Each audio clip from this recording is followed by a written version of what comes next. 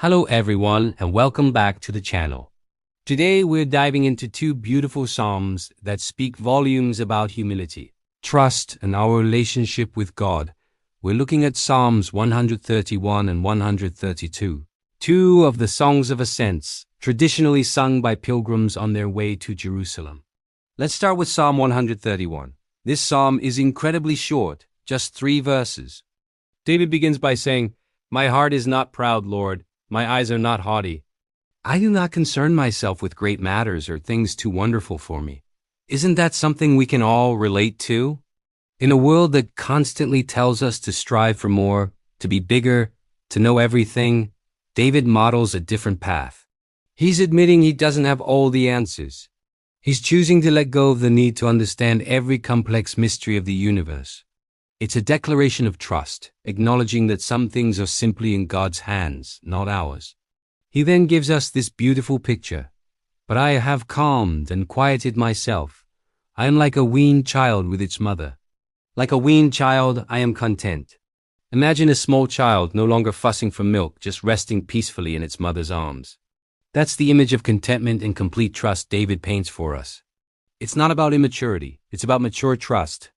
A weaned child knows their mother is their source of comfort and security, even without immediate gratification.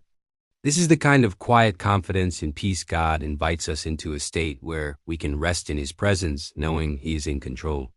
This psalm is a gentle reminder to quiet our restless hearts and find our contentment in God alone. Now, let's move on to Psalm 132. This one is longer and shifts our focus from personal humility to a community-wide remembrance of God's promises. It starts by recalling King David's passionate vow to find a permanent home for the Ark of the Covenant. The psalmist pleads, "Lord, remember David and all his self-denial. He swore an oath to the Lord. He made a vow to the Mighty One of Jacob. I will not enter my house or go to my bed until I find a place for the Lord, a dwelling for the Mighty One of Jacob." This shows us David's heart.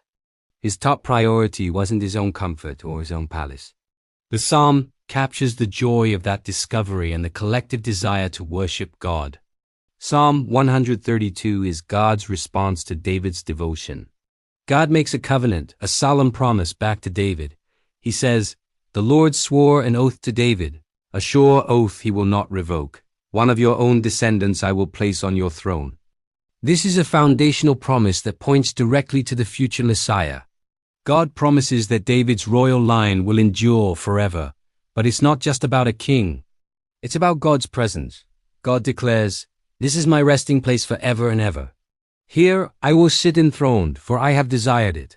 He promises to bless Zion, to provide for its people, and to clothe its priests with salvation. It's a beautiful picture of God choosing to dwell with His people, to bless them, and to establish a kingdom of righteousness and joy. So, what do we take away from these two psalms? Trusting heart, finding peace like a contented child in God's arms. Together, they show us that a humble heart is the perfect place for God to dwell. And when we seek Him first, He promises to establish His kingdom and bless us beyond measure.